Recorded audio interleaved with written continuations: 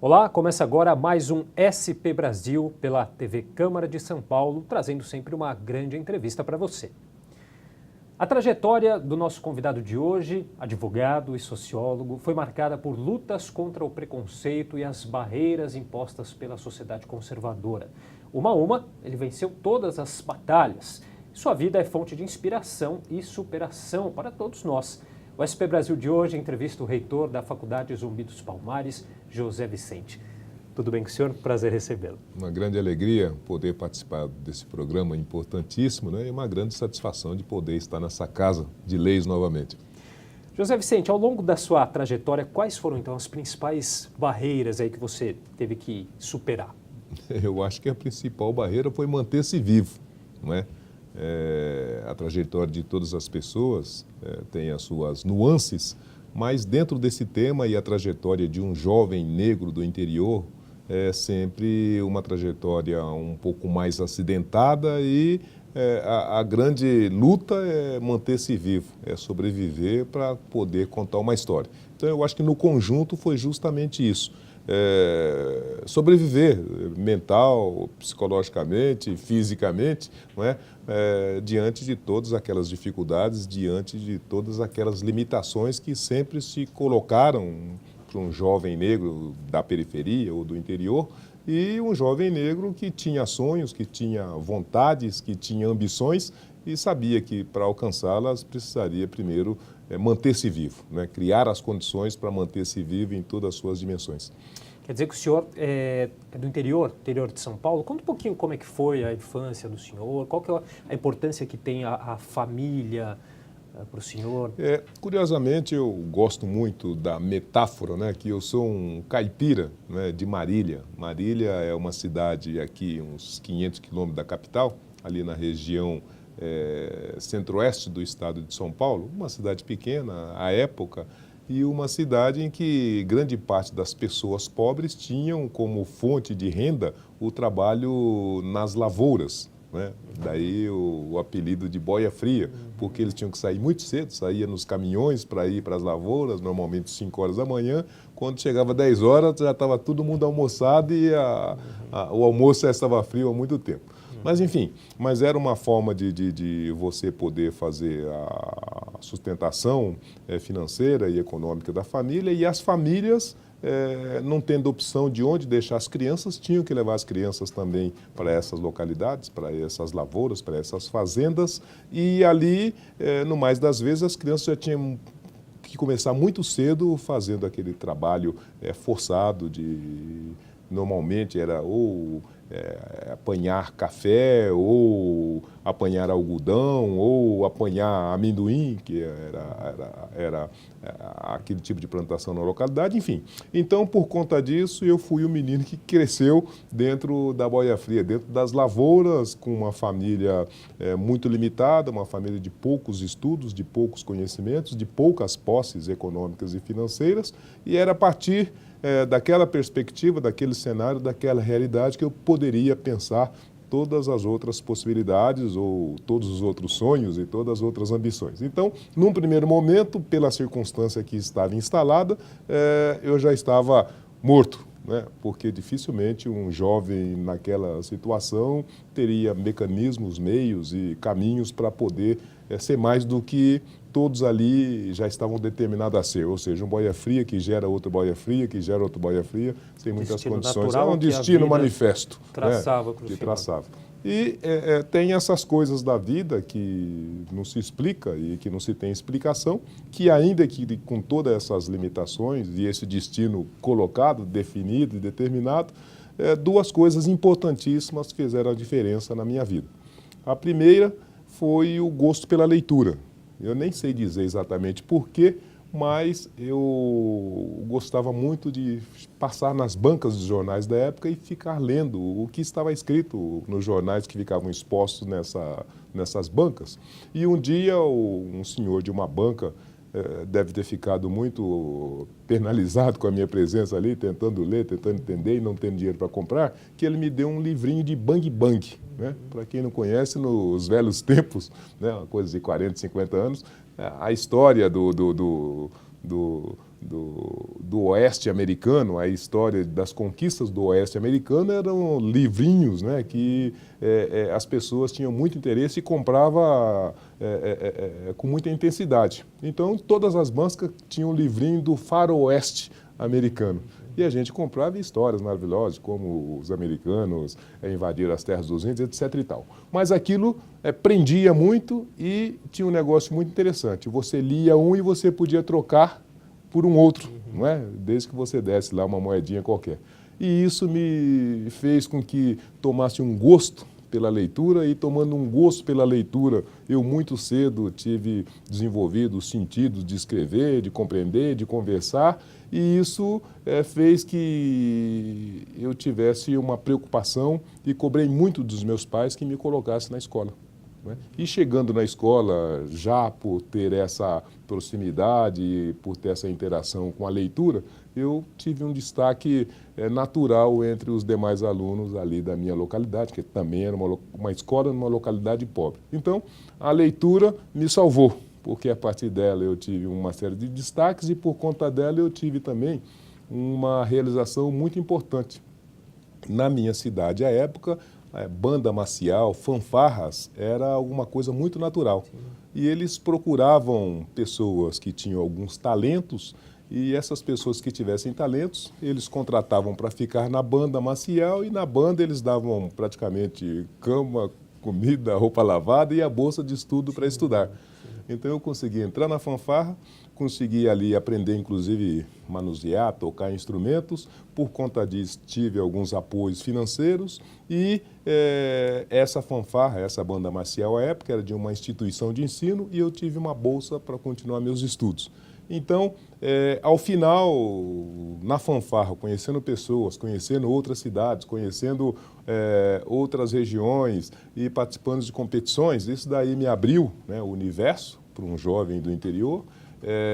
O ensino também me fortaleceu extraordinariamente e eu tive a primeira oportunidade da minha vida, na época, que aqui em São Paulo tinha o concurso de bandas e fanfarras da Rádio Record. Então ela reunia as bandas e fanfarras do interior e aqui na Avenida São João todas elas iam disputar um troféu. E foi a primeira vez então que a minha banda foi convidada e eu vim e conheci São Paulo, vi São Paulo. E quando eu vi, me apaixonei e falei, é aqui que eu quero fincar, né, os pés, é aqui que eu quero morar no futuro e é daqui que eu quero realizar todos os meus sonhos. E, ao final, saí da banda e, de fato, né, passado alguns anos, eu ingressei na Polícia Militar do Estado de São Paulo. Na época, abri um concurso para soldado da Polícia Militar. Eu precisava ganhar o meu dinheiro, enfim, estava a fim de subir um pouquinho na vida. E, fazendo esse concurso para a Polícia Militar, e os resultados desse concurso deveria ser para que as pessoas permanecessem na sua cidade de origem, na sua região, mas teve um problema no meio do caminho que todos que fizeram esse concurso foram transportados aqui para São Paulo. Então, ao final, cheguei em São Paulo. Chegando em São Paulo, vi aqui essa megalópole fantástica, pus todos os meus sonhos para cumprir seus objetivos e Mas antes de o senhor contar a história aqui, depois que chegou em São Paulo, queria destacar dois pontos que eu achei interessante, que o senhor instintivamente procurou a leitura, procurou a música e você falou aí, a minha mente se abriu e realmente através da leitura e a música são dois fatores aí que realmente abrem a mente das pessoas mesmo, né? Se eu pudesse indicar para qualquer jovem, para qualquer pessoa, eu indicaria a cultura de uma forma genérica, mas fundamentalmente as artes, né? A música, a dança, a pintura, mas a música, né? E no meu caso, por circunstâncias muito particulares, eu gostava de compor música, eu gostava de escrever poesias, né? Desenvolvi esse gosto. E por conta disso eu tinha essa facilidade de criar. E eu participei muito dos festivais das canções, né? No interior tinha muito. Festival da canção, você participava, se a sua música fosse escolhida e você fosse premiado, tinha sempre um prêmiozinho em dinheiro. Enfim, isso estimulava muito a gente participar. Mas eu tinha Tinha e aprimorei, aperfeiçoei fazer música, compor música, cantar música e com isso conhecer pessoas e conhecer realidades e usar a música para denunciar as coisas que estavam erradas ou para homenagear os grandes acontecimentos. Enfim, a música me fez abrir o leque, né, do universo e a música e a cultura me fez conhecer pessoas fantásticas que me acrescentaram muito e junto com isso, então, a leitura e o ímpeto, o desejo de aprender mais, de ler mais, a curiosidade, eu gostei muito. Na minha época, tinha um livro que se chamava Os Grandes Líderes, não é? Então, já contava a história de todos esses líderes que já se foram, né? E é interessante que o senhor começou a trabalhar muito cedo, sim, né? E o senhor, com todas as dificuldades, tinha essa ambição. O senhor, quer dizer, o senhor não imaginava que chegaria onde chegou? Até duas curiosidades que eu gosto muito de comunicar, de noticiar, de publicizar para talvez inspirar alguém. Eu me lembro que eu estava na Boia Fria, aquele sol escaldante, e tinha uma atividade na Boia Fria que era chacoalhar amendoim, né? O pé de amendoim é uma grama de meio metro, é uma árvorezinha de meio metro, o trator passa, corta por baixo, você tem que vir chacoalhando e deitando ele no solo. Então, depois de você fazer isso 2 horas, você estava com dor nas costas, na perna, nos braços e você estava querendo ir embora, sumir do mundo. E eu me recordo que eu parava, olhava para aquele universo, aquela planície e dizia para mim, esse lugar não é para mim. E um dia eu vou estar muito longe daqui e quero fazer coisas maravilhosas. Mas isso um menino, eu nem sei como e por quê, mas tinha alguma coisa internamente que já me apontava, isso daqui não é para você, é muito pouco para você.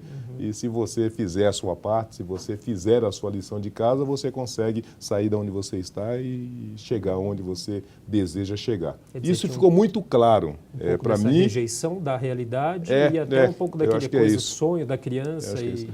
Um sonho e uma utopia que não estava muito bem delineada, não estava muito bem esclarecida, até porque a minha realidade era que era a realidade. Eu não conseguia nem pensar muito o que poderia ser alguma coisa melhor do que aquilo.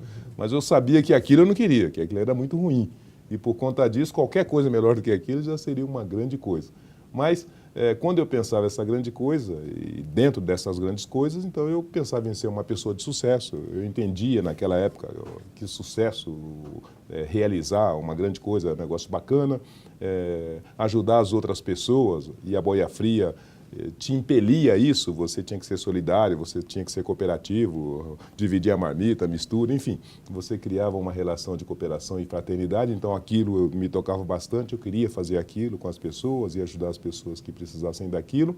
E eu queria que aquela ideia que eu tinha do que era bom, do que era importante, do que era qualificado, pudesse ser ouvido por muitas pessoas. Tá certo, a gente vai fazer um rápido intervalo e daqui a pouco a gente volta com o programa SP Brasil.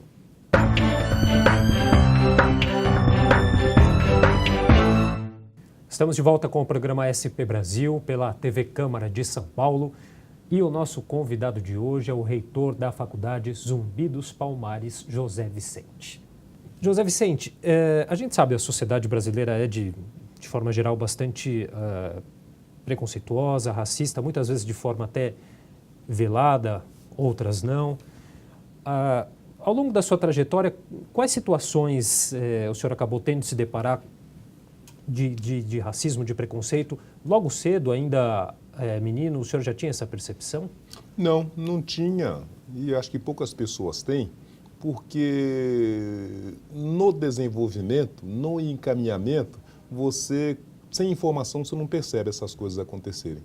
Você só se dá conta disso quando você consegue se apropriar de um conjunto de informações que lhe dá elementos para você poder balançar, para você relativizar aquelas ocorrências, para aí sim você falar, puxa vida, eu fui vítima de discriminação ou fui uma vítima de racismo e nem eu mesmo me dei conta. Né? E o menino pobre, em regra, naquela luta para sobreviver, ele não consegue ver outra coisa que não seja à frente e adiante e vencer os desafios. E é ele até sabe, bom que seja assim, e né? é até bom que seja assim, porque já tem tantos problemas e esse não pode ser mais um problema para tentar diminuir o seu frenesi, a sua ênfase em tentar alcançar alguma coisa. De modo que até a minha juventude eu não consegui ver isso daí de uma forma mais intensa, mais destacada, mais veemente. Né? Eu consegui perceber isso depois que eu aprofundei um pouco no tema e aprofundando no tema, conhecendo sobre ele, lendo, estudando sobre ele, aí sim que eu comecei a olhar à minha volta, olhar ao meu entorno, olhar e rever os ambientes e os lugares por onde eu havia passado e detectei que muitas das vezes, então, eu fui vítima ou sofri a discriminação, o racismo, de forma intensa ou não, de forma ostensiva ou não, de forma voluntária, involuntária, intencionada ou desintencionada, mas que ao final eu fui sim vítima de racismo e mais do que isso, aí que eu dei conta do que era o racismo, o que era a discriminação racial, como é que ela se apresentava e de que maneira que ela apresentava as suas garras e, sobretudo, de que maneira que ela produzia os malefícios os mais variados na vida dos negros e ao final de todos os brasileiros. Isso despertou que tipo de sentimento no senhor? Primeiro, uma contrariedade muito intensa, muito forte. Segundo, um desejo de reagir intenso.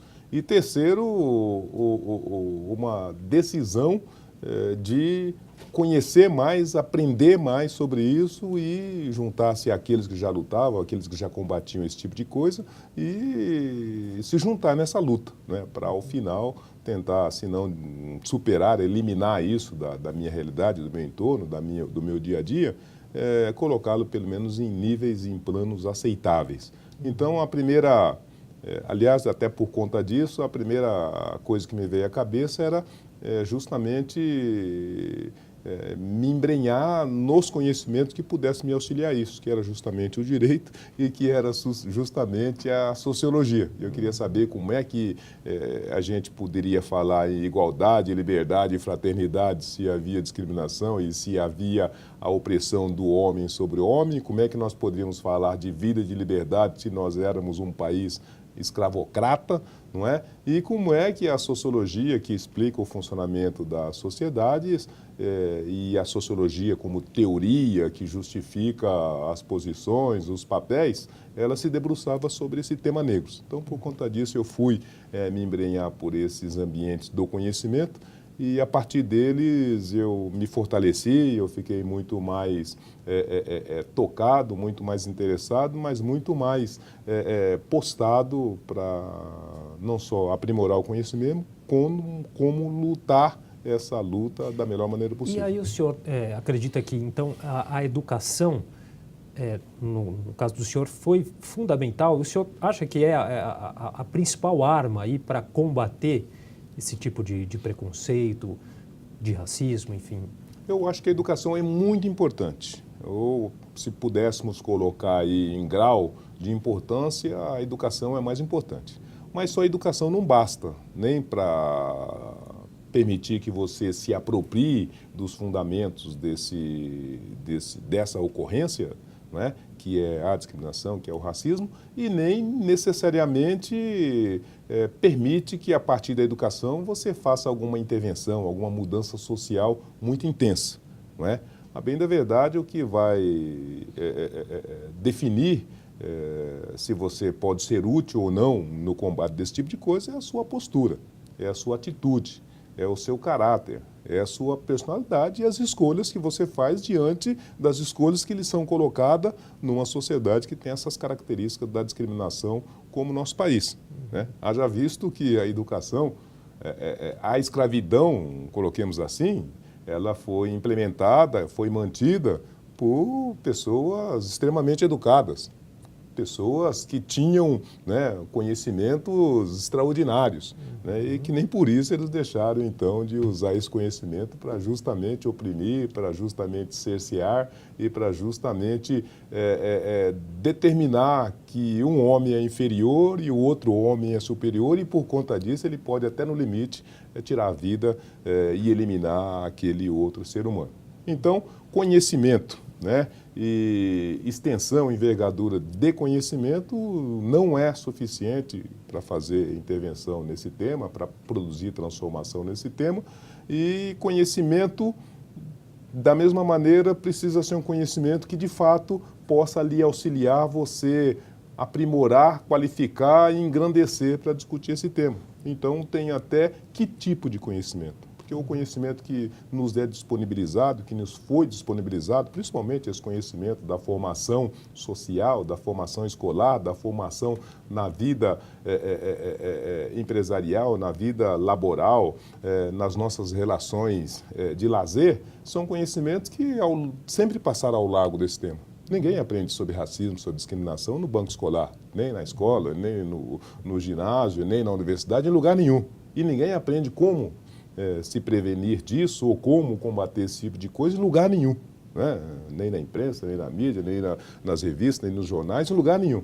De modo que precisamos de um conhecimento que dê conta de preparar as pessoas e um conhecimento que dê conta de qualificar as pessoas para que ela possa, então, primeiro, saber e ter de uma forma clara e bastante definitiva que existe o racismo, que existe a discriminação, que as pessoas, para o bem ou para o mal, voluntária ou involuntariamente, são levadas a estar de um lado ou do outro, e que tudo isso produz um malefício que agride a todos.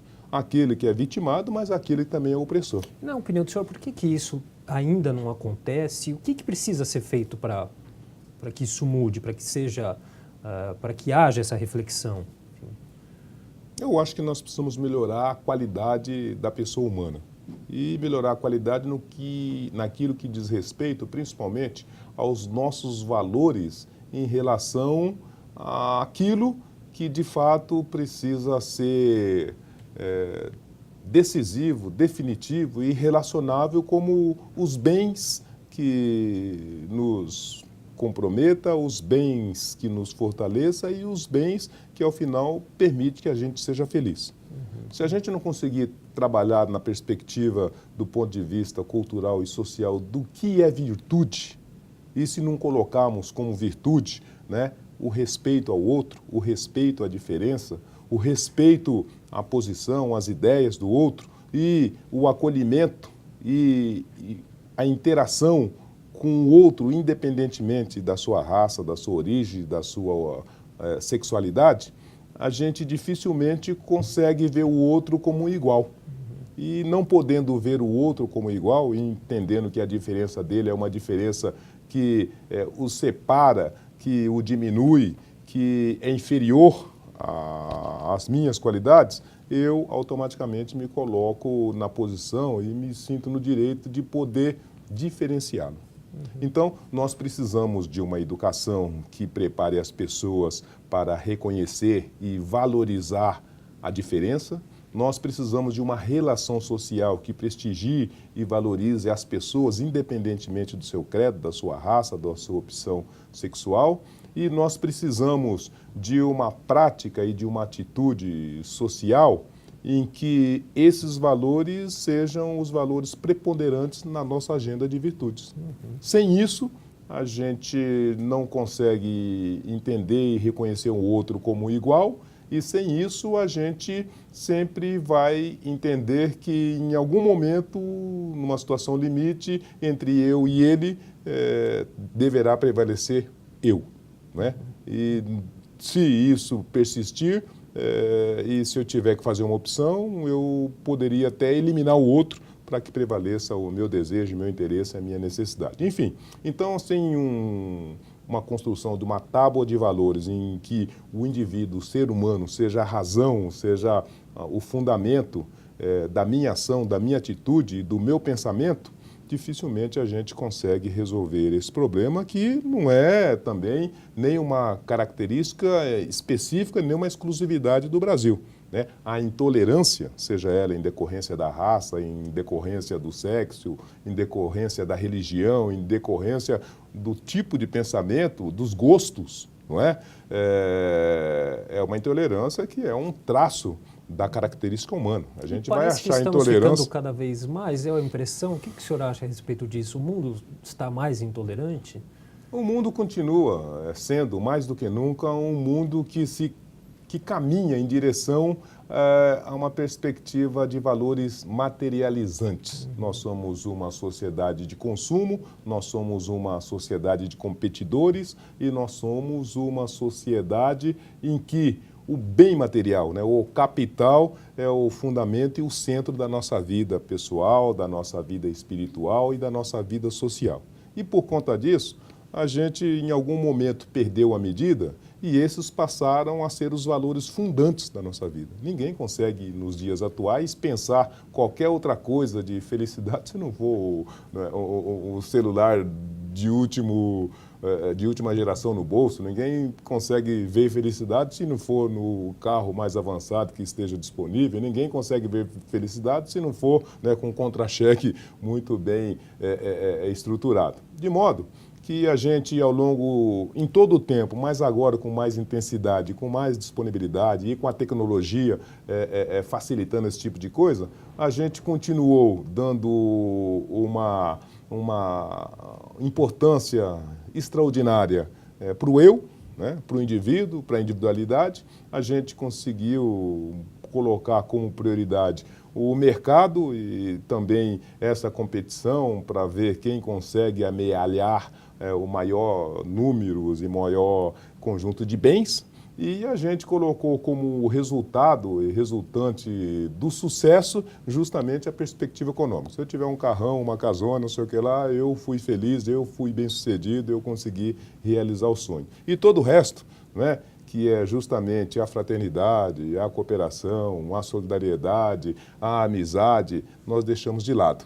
E com isso fica muito difícil de você conciliar, né, um pensamento que considere o eu como uma extensão do ele e disso fazer uma junção em que o elemento humano seja a referência, a comunidade, a coletividade seja o norte e não o indivíduo, a competição e principalmente a materialidade, ou bem material, ou consumo. Bom, a gente vai fazer mais um intervalo e daqui a pouco nós voltamos com o programa SP Brasil.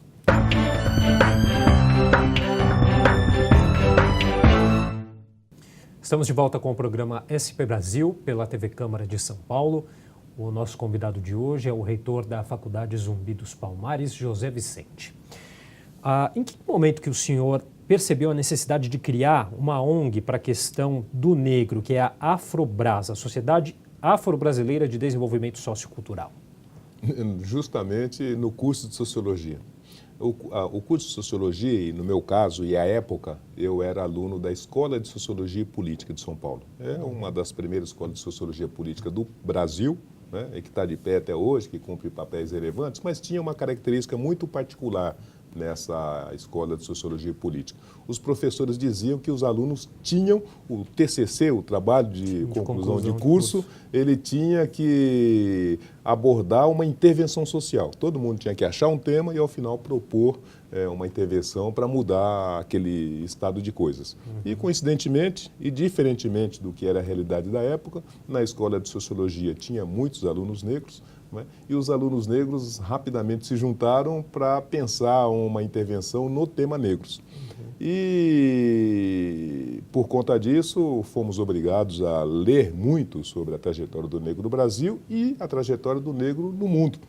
E, em algum momento, nós, e eu em especial, tive uma oportunidade raríssima e extraordinária que, lendo muito sobre as universidades negras norte-americanas, eu acabei me encontrando, entrevistando com um cônsul aqui dos Estados Unidos, em São Paulo, que eu disse para ele do nosso desejo e ele então disse que poderia nos ajudar, enviando um de nós para os Estados Unidos para conhecer a realidade das universidades negras norte-americanas. E por conta disso, eu e mais duas outras pessoas do nosso grupo fomos para os Estados Unidos para conhecer a história do negro americano que diz respeito ao acesso ao ensino superior.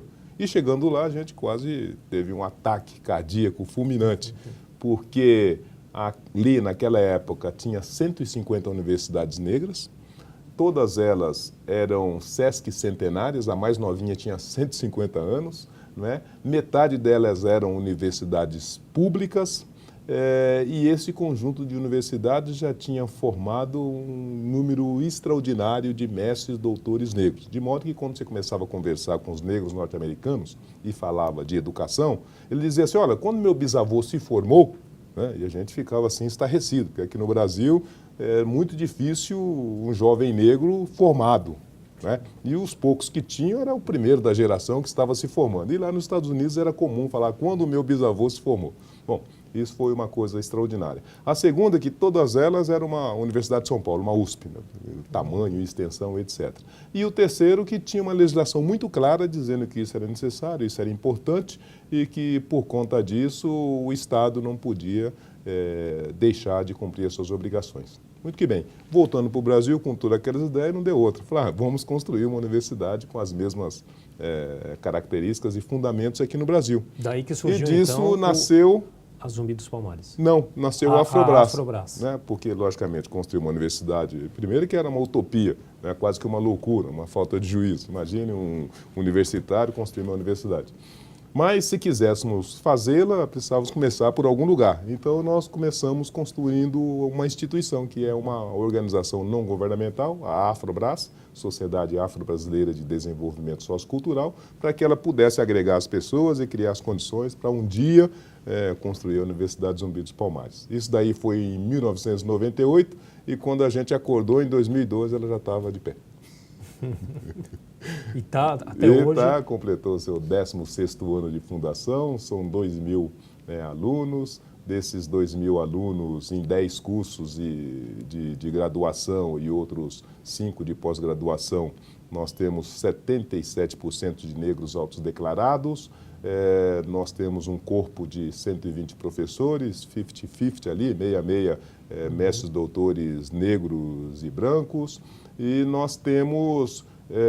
dentre esses 10 cursos, o curso que é o mais destacado, que é o curso de Direito, que são quase 600 alunos, né, negros no curso de Direito aqui em São Paulo, um curso destacado, um curso qualificado, que aprova muitos meninos na UAB, e com isso nós fomos, curiosamente, os indutores das políticas afirmativas no Brasil, porque a Zumbi dos Palmares ela vem antes das cotas. E por conta da Zumbi dos Palmares, todas as discussões que perpassaram cotas, ações afirmativas, inclusão de negros nas universidades, usaram como referência o histórico e a realização da Zumbi dos Palmares. De modo que nós éramos, então, um boia fria no primeiro momento, que depois juntou com um conjunto de outros jovens para conhecer um pouco mais sobre esse tema, negros, direitos, cidadania, discriminação, etc. e tal. Depois, inconformado com isso, fomos para os bancos escolares para saber como é que poderia fazer uma mudança nesse tema que nos interessava. E, por fim, tivemos não só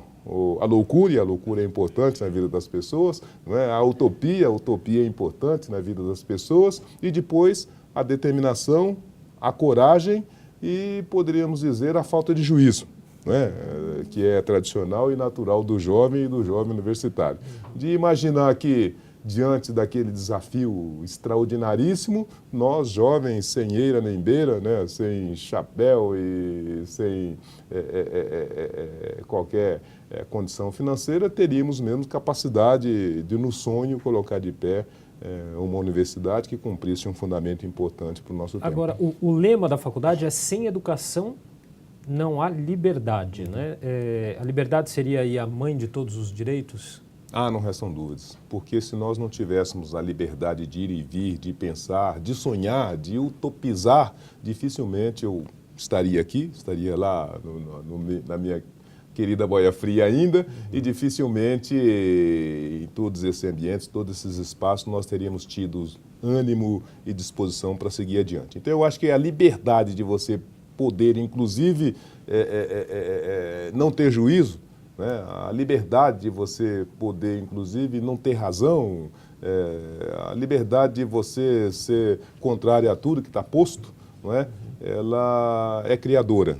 E ela permite que, ao final, se tiver mais uma série de dimensões importantes, você vai estar diante de uma tempestade perfeita que pode permitir que você torne realidade alguma coisa que, num primeiro momento, se colocava e se apresentava como imponderável. E, para nós, era imponderável colocar de pé uma faculdade que fosse, um curso superior, porque isso daí custa uma grana terrível, exige uma série de encaminhamentos, estruturações que nós não tínhamos nem competência, nem experiência e que não tínhamos os recursos. É isso que eu queria saber. Quais foram as maiores dificuldades que o senhor teve na criação desse projeto e quais os tipos de incentivo também que o senhor teve? Rapaz, se eu tivesse que apontar uma dificuldade, eu te diria nenhuma. No seguinte sentido. Críticas das pessoas? Não, mas sabe, quando você está num processo criativo e quando você está num processo criativo de alguma coisa que você acredita e de alguma coisa que você quer muito, né, parece que o universo todo conspira a seu favor. E como você está no olho do furacão, você não tem fome, você não tem sono, você não tem cansaço e você não tem nem juízo. Você vai embora e não tem nem tempo para olhar para os obstáculos no caminho. Entendeu? Só em algum momento que você olha para trás e fala, caramba, e não é que rolou, que funcionou, que deu certo mesmo.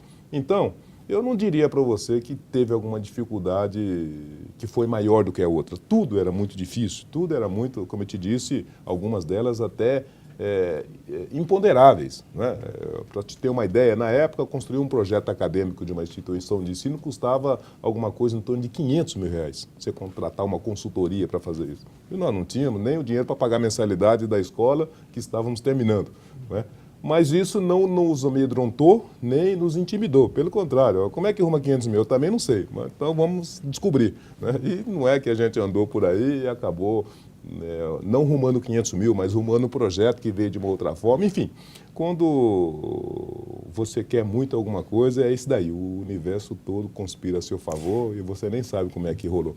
E já que a gente falou aí um pouquinho da questão das cotas, né? Qual que é a opinião do senhor sobre esse sistema de cotas? Na opinião do senhor, por que esse assunto ainda repercute na sociedade brasileira? Porque a sociedade brasileira, no que diz respeito aos negros, ela sempre teve uma atitude de passividade, de indiferença, de irresponsabilidade. De modo que, como nós acompanhamos do ponto de vista da história, resolver o problema de 400 anos de escravidão e de quase 5 milhões de pessoas escravizadas foi muito simples para a sociedade brasileira da época. Não é? Olha, uma lei áurea com 2 artigos. Eu não sei se as pessoas conhecem, mas quem tiver o interesse de ler a lei da abolição vai ali testemunhar que ela tem 2 artigos. Diz assim, está extinta a escravidão desde essa data. Revogam-se as disposições em contrário. Não é? E aí, se eu trouxesse, por exemplo, a exemplificação dos negros americanos com as universidades, por que as universidades negras americanas têm 150 anos naquela época? Porque era muito simples, olha, separados, mas iguais. Né? Negro para cá e branco para lá. Mas está aqui a universidade para o branco, está aqui a universidade para o negro. Está aqui a terra para o branco, está aqui a terra para o negro. Está aqui o acre de a mula para o negro, está aqui para o branco. Está aqui as... Enfim, então, era um racismo, uma discriminação oficial, mas as duas partes tinham os direitos iguais. E aqui foi diferente. Ora, primeiro você é escravo e agora acabou a escravidão, está extinta e passa a terça. Mas cadê a minha terra? Cadê a minha moradia? Cadê a minha indenização? A minha família? Cadê o meu pecúnio? Cadê o meu trabalho? Cadê a minha cultura? Cadê a minha religião? Cadê todo o resto? Os direitos para gerarem as oportunidades também. Você compreendeu? Bom, e quando chegou então no momento em que o país precisava tomar uma decisão, fazer uma escolha de ser uma grande nação, o que você fez? Olha, negro, então você vai para lá, né, para Sarjeta, eu vou trazer os imigrantes, vou dar a terra, vou dar o estudo, vou dar a escola, vou garantir a religião, vou garantir estimular a sua cultura, vou permitir que ele participe, que ele vote, que ele participe do serviço público e você fique aí encostadinho na sarjeta, que a vida é assim, a escravidão terminou e não tem o que ser feito. Então, foi dessa forma que a sociedade resolveu o problema da escravidão. Só que, 100 anos depois, as coisas que ficaram sem ser mexidas, transformadas, melhoradas, elas produziram 2 efeitos terríveis. Primeiro, a gente trabalhou com essa perspectiva de que não somos racistas. Não é? E por conta disso, aliás, e não somos racistas porque não existe raça, e se não existe raça não tem racismo, e se não tem racismo não tem distorção, não tem desigualdade, e o que tem aí é da natureza. É natural que as coisas sejam assim. Por conta disso, não tem o que ser feito. E o Estado que existe para igualizar as pessoas, para garantir que todos tenham um tratamento igualitário e justo, ele tem que ser neutro. Ele não pode intervir nesse estado de coisas porque é da natureza do Estado não intervir na competição entre iguais. Mas que igualdade que havia entre um ex-escravo e um imigrante, por exemplo? Nenhuma. Bom, por conta disso, então, por muito tempo, o Estado também fez vista grossa e usou a sua neutralidade para não intervir na situação. Até que, em algum momento, teve uma virada da luta da cidadania dos negros e dos que se associaram aos negros, que compreenderam que, olha, isso, além de ser contraditório e ambíguo, é uma injustiça tremenda, porque, ao final de contas, ela, de novo, pune, primeiro, aquele que construiu o país. E, segundo, do ponto de vista do Estado democrático de direito e do ponto de vista dos fundamentos de justiça, isso daqui está em choque com a República, está em choque com a democracia, está em choque com os direitos humanos. Então, nós precisamos mudar. E dessas mudanças todas, o que fazer? Olha, nós precisamos de uma medida de longo prazo, né? Se nós tivemos 350 anos de escravidão, significa que nós vamos ter mais 350 anos para pôr as coisas no lugar. Mas nós não podemos pedir para os negros esperar mais 350 anos.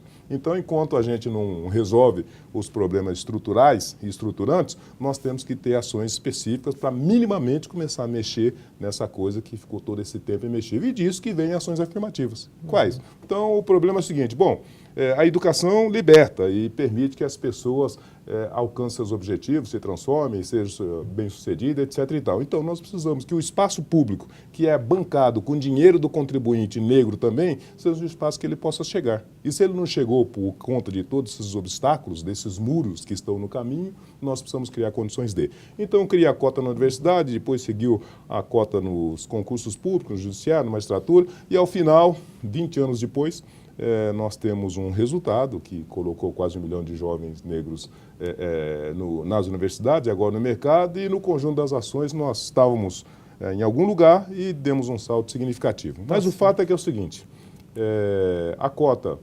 é uma medida especial que precisa atacar um problema muito sério e que produz malefícios de toda a natureza, e a cota para negro não é diferente do que foi a cota para o imigrante, não é diferente da cota do idoso, da cota da mulher, da cota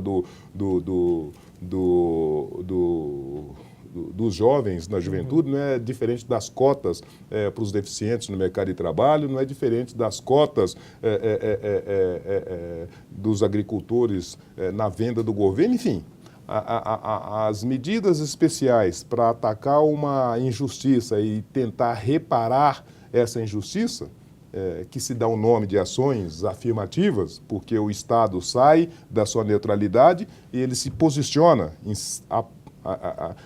na posição, se posiciona em relação àquele que está sendo vitimado, àquele que está sendo, então, prejudicado. Então, isso é uma ação que o Estado age e realiza com frequência para intervir nas mais diferentes distorções. Tá, então, certo. A cota tem essa conotação, tem esse fundamento e está estruturada em cima desse pensamento. Tá bom, a gente vai fazer mais um rápido intervalo e daqui a pouco nós voltamos com SP Brasil.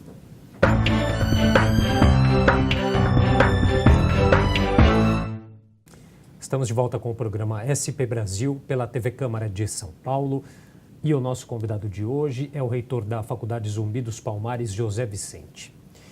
O senhor recentemente esteve com o presidente Michel Temer aí para assinar um decreto que criou 30% de cotas para jovens negros nos postos de estágios, trainees e aprendizes, tanto no serviço público, empresas públicas, fundações e autarquias federais.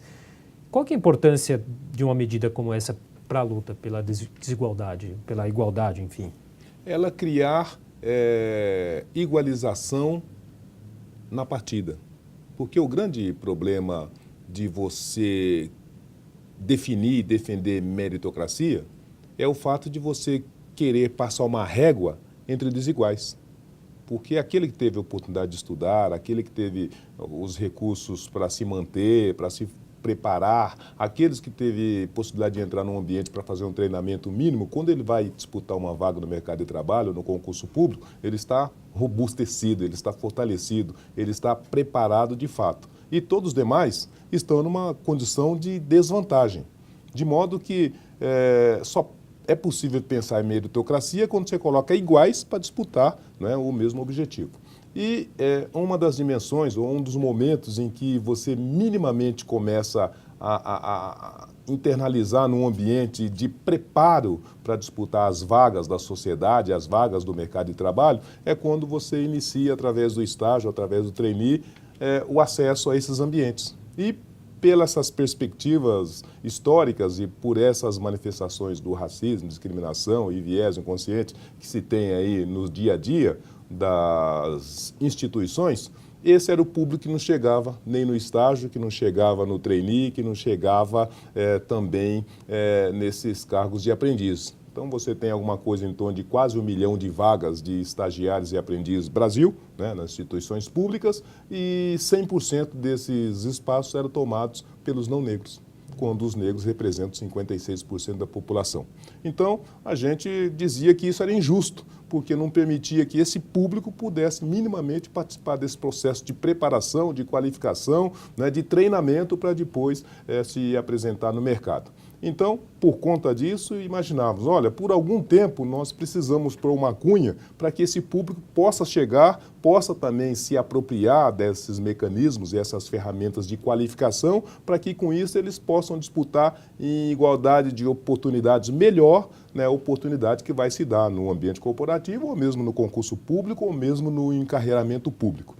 O presidente concordou, achou que era razoável, que era adequado, que era justo, que era necessário e, por conta disso, assinou esse decreto, atendendo a nossa solicitação, atendendo a nossa reivindicação, mas que não era só nossa, era de todos que estão envolvidos nesse trabalho de inclusão e de empoderamento do jovem negro. E, por conta disso, então, esses espaços que antes não tinha o jovem negro, que antes não permitia que o negro se apresentasse por todos esses muros que estão postos invisivelmente no caminho, agora terão 30% garantido para os jovens negros e temos convicção que nos próximos 10 anos a gente deve formar alguma coisa em torno de 500, 600 mil jovens negros que serão, né, os Neymares, os Gabriel Jesus, os Robinhos, os Joaquins Barbosas, que enfim, tendo a oportunidade, vão estar fortalecidos e vão estar extremamente qualificados para aí sim disputar em igualdade de condições todas as demais oportunidades que se coloquem no mercado. Agora,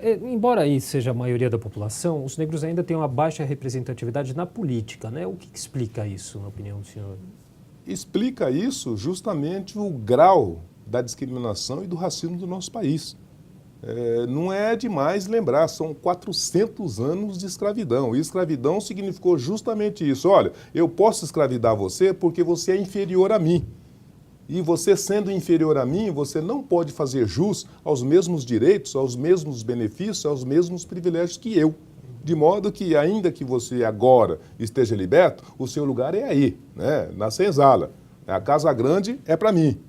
E por conta disso, você é inferior a mim porque a sua cor, o seu cabelo, a forma de você se vestir, o seu riso, a sua fala, enfim, todas as manifestações visíveis e mesmo as invisíveis, você acaba justificando como a expressão dessa inferioridade. Então, tudo que remonta a isso, você quer distância. E por conta disso, então, você tem 350 anos, 400 anos em que todo dia você, um jovem que chegasse à escola 200 anos atrás, e se tivesse que comparar quem é o humano, quem é o inumano, o negro é inumano. Então, todos nós crescemos, todos os brasileiros cresceram nisso. E que eu já lhe disse, olha, nós construímos isso durante 400 anos e não desconstruímos isso durante um dia, porque não tem um ambiente de formação na escola, na empresa, no trabalho, que você aprende alguma coisa sobre porquê de que isso é equivocado, é errado, etc. e tal. E, ao final, juntou-se a isso um outro aspecto importante. Olha, quando você tirou o negro, você abriu o vácuo. E esse vácuo foi preenchido pelos outros, que, na perspectiva, os brancos. todos eles, né? Apesar de ser branco europeu, asiático, ou coisa que vale, mas foram os brancos. E agora, colocar o negro significa ter que tirar alguém, e ninguém quer sair. Ninguém quer ceder, como é da natureza do brasileiro, ninguém quer perder nada. De modo que, olha, eu reconheço, é injusto, é indevido, é imoral, é ilegal, mas eles ficam lá e eu fico aqui. Mas isso do pensamento de grupo ainda é razoável. Mas do ponto de vista da gestão da coisa pública, da gestão do Estado enquanto representante da sociedade, isso, além de ser injusto, é indevido, porque o Estado está aí para garantir que todos sejam e tenham tratamentos igualizados.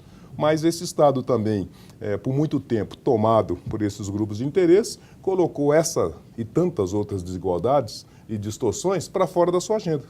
E agora, então, está todo mundo batendo na tecla de que nós precisamos fazer com que o país seja um país de justiça de verdade. E nós precisamos fazer que a nossa república, que é coisa de todos, seja efetivamente coisa de todos. E por conta disso, precisamos mudar a lei, precisamos mudar a cultura, precisamos mudar a atitude e precisamos garantir de forma objetiva que essa representação social, que essa democracia racial, que essa miscigenação que é da natureza, seja uma verdade. E seja uma verdade apresentando-se objetivamente na nossa comunicação social, apresentando-se nos espaços públicos, nos espaços privados, na nossa cultura, na nossa música, na nossa dança, na nossa literatura, enfim. Esse Brasil real, ele tem que estar em todos os lugares. Por conta disso, você tem resistências, porque para esse Brasil de fora entrar, os de dentro vão ter que fazer concessão. E ninguém faz concessão que não seja através das várias formas de lutas, né, que precisam ser lutadas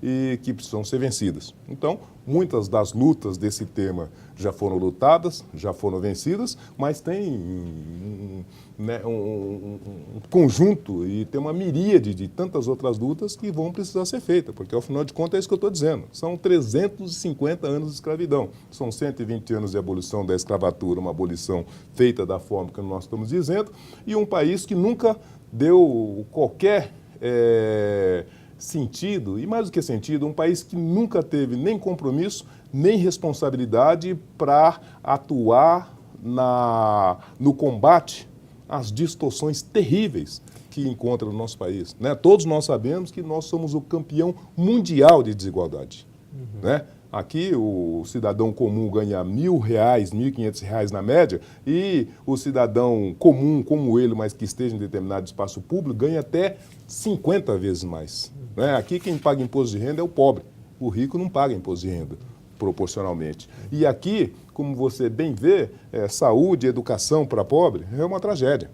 E não tem Estado que consegue pôr saúde, educação e creche minimamente de forma qualificada para essas pessoas. Mas ele põe para todos os demais. Aqui, diferentemente da realidade e da racionalidade dos países desenvolvidos, as pessoas que vão para a escola pública vão numa escola sucateada e que não tem condição de colocar você devidamente qualificado. E quem tem condições de pagar uma escola privada é esse que são os privilegiados. Enfim, então nós temos desigualdades terríveis, temos distorções terríveis e o Estado que deveria, que deve e que está estruturado do ponto de vista da Constituição como uma ferramenta para intervir onde tem a desigualdade e para garantir que todos tenham um tratamento igualitário, é um Estado que se abstrai, é um Estado que está ausente, é um Estado que não tem compromisso, é um Estado que não quer essa responsabilidade.